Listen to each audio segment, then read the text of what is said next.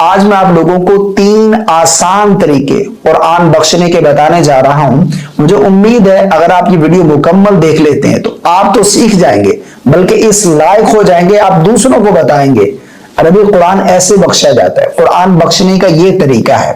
رمضان المبارک کا مہینہ چل رہا ہے اور ہم میں سے ہر شخص قرآن مجید کی تلاوت کر رہا ہے، بلکہ ایسے لوگ بھی اس ماہ مبارک میں ختم قرآن کر لیتے ہیں جو پورا سال نہیں کر پاتے۔ کوئی 1 ختم قرآن کرتا ہے، کوئی 2 کرتا ہے۔ سب سے پہلے تو آپ نے کامنٹ میں یہ ضرور بتانا ہے کہ آپ نے اب تک کتنے ختم قرآن کر لیے، یا پھر آپ کا کون سا پارہ چل رہا ہے، یا کتنے ختم قرآن کرنے کی آپ نے نیت کر رکھی ہے۔ یہ کامنٹ میں آپ نے ضرور بتانا ہے۔ جیسے ہی رمضان مبارک میں ہمارا قرآن پاک مکمل ہوتا ہے نا، تو ہمیں ایک ہی ٹینشن لگ جاتی ہے، عربی قرآن مکمل ہو گیا، اب اسے بخشیں کیسے، قرآن کیسے بخشا جاتا ہے۔ بعض دفعہ تو میری بہنیں جو ہے وہ پرچی پر لکھ کر بچے کے ہاتھ سے امام صاحب کے پاس، مولانا صاحب کے پاس بھیج دیتی ہیں کہ مولانا ہم نے یہ قرآن پاک مکمل کر لیا ہے، یہ قرآن بخش دیں، ہمارے والدین کی روح کو ایصال کر دیں، ان کو ثواب پہنچا دیں، ان کا ثواب بخش دیں۔ تو آج میں آپ لوگوں کو 3 جو طریقے بتانے جا رہا ہوں نا، بالکل آسان انداز میں آپ لوگوں کو سمجھانے جا رہا ہوں۔ آپ خود تو سیکھ جائیں گے، بلکہ دوسروں کو بتانے لائق بھی ہو جائیں گے کہ اس طریقے سے قرآن پاک بخشنا ہے۔ اگر والدین کی روح کو ثواب پہنچانا چاہتے ہیں قرآن پاک کا، تو اس کا کیا طریقہ ہے۔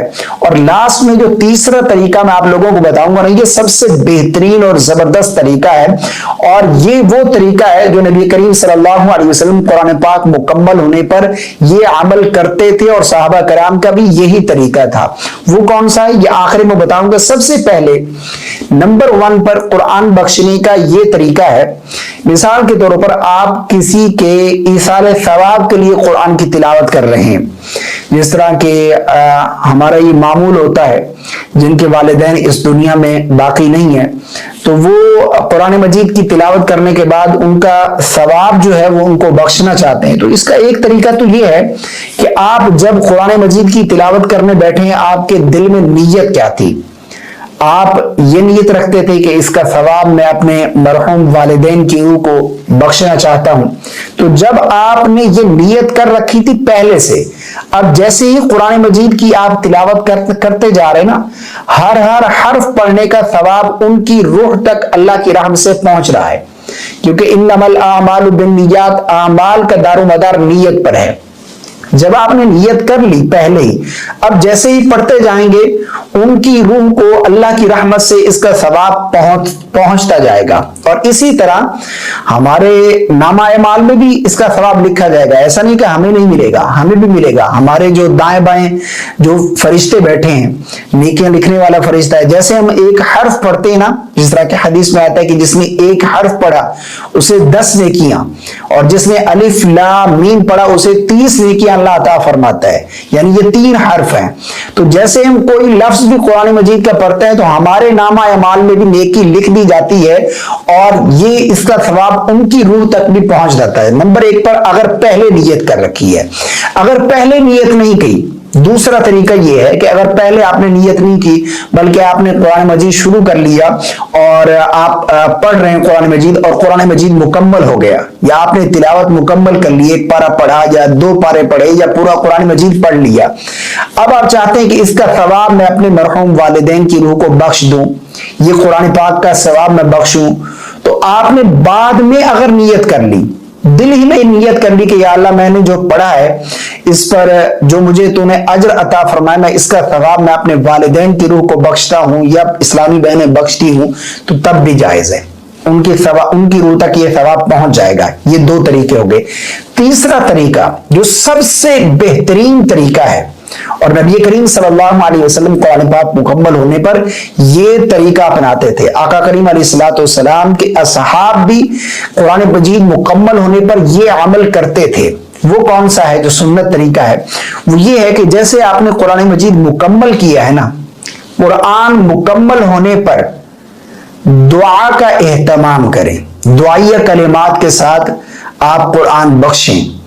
یہ جو طریقہ ہے نا، یہ ایسا طریقہ ہے، نبی کریم صلی اللہ علیہ وسلم جب قرآن مکمل فرماتے تو آپ اپنے اہل خانہ کے ساتھ، اپنے گھر والوں کے ساتھ بیٹھ کر دعا فرماتے، اور حدیث پاک کا مفہوم ہے اللہ کے نبی علیہ الصلوۃ والسلام نے ارشاد فرمایا کہ جب کوئی بندہ قرآن پاک مکمل ہونے پر دعا کرتا ہے تو 4000 فرشتے اس کی دعا پر آمین کہنے کے لیے آسمان سے اللہ نازل فرماتا ہے اور وہ قبولیت کی گھڑی ہوتی ہے۔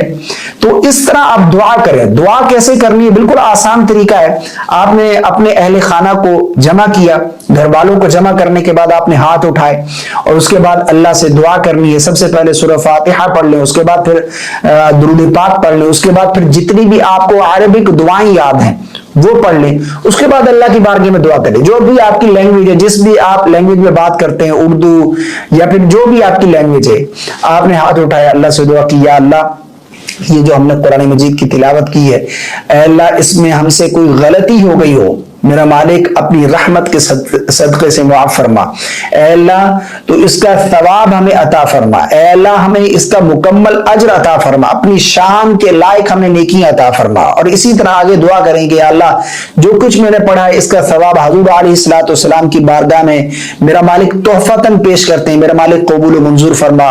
حضور کے اصحاب، حضور کی آل اور اسی طرح تمام امت مسلمہ کی روح کو ایصال ثواب کرتے ہیں، اللہ قبول و منظور فرما۔ پھر اپنے والدین، اپنے رشتہ دار جو اس دنیا میں باقی نہیں، ان کی روح کو اس کا ثواب بخشیں، اے اللہ میں اپنے والدین کی روح کو اس کا ثواب بخشتی ہوں یا بخشتا ہوں، اے اللہ ان کی روح کو بھی اس کا ثواب پہنچ جائے۔ تو یہ طریقہ، اس کے بعد پھر آپ نے آخر میں درود پاک پڑھ لینا ہے اور دعا ہو گئی۔ اس کے ساتھ آپ جو بھی دعا کرنا چاہتے ہیں وہ بھی کر سکتے ہیں، جو بھی آپ کی پرابلم ہے، کیونکہ یہ دعا کی قبولیت کی گھڑی ہوتی ہے۔ تو یہ تیسرا طریقہ سب سے بیسٹ ہے، سب سے بہترین جو طریقہ ہے نا، یہ ہے کہ آپ دعا کا اہتمام کریں، دعا ضرور کریں۔ اور یہ وہ وقت ہوتا ہے، حدیث میں آتا ہے کہ جب کوئی بندہ دن میں ختم کرتا ہے نا تو شام تک فرشتے اس کے لیے بخشش کی دعا کرتے رہتے ہیں، اور اگر کوئی رات میں کرتا ہے تو صبح تک اس کے لیے فرشتے بخشش کی دعا کرتے رہتے ہیں۔ تو وہ جو وقت ہوتا ہے نا، یہ قبولیت کی گھڑی ہوتی ہے، یہ قبولیت کا وقت ہوتا ہے، تو ہمیں اسے ضائع نہیں کرنا چاہیے۔ اور اس طرح سے ہم نے قرآن مجید کے ثواب کو اپنے مرحوم والدین کی روح کو اگر بخشنا چاہتے ہیں تو یوں بخش سکتا۔ ایک سوال اور بھی ہے کہ اگر قرآن بخشیں گے نہیں تو ہمیں ثواب نہیں ملے گا؟ ایسا بالکل نہیں ہے۔ قرآن بخشنا یہ کوئی ضروری نہیں ہے، بلکہ بہتر ہے کہ جب آپ نے قرآن مجید پڑھا ہے تو اس کا ثواب اپنے مرحومین کی روح کو بھی ایصال کر دیں۔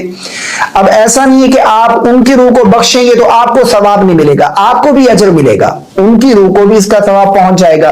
قرآن مجید بخشنا ضروری نہیں ہے۔ آپ جب پڑھ رہے تھے، جیسے آپ نے حرف پڑھا ہے کوئی ایک بھی قرآن مجید کا، تو یہ نیکیاں لکھنے والا جو فرشتہ ہے نا، اس نے آپ کے نامہ اعمال میں وہ نیکی درج کر لی ہے، ٹھیک ہے نا؟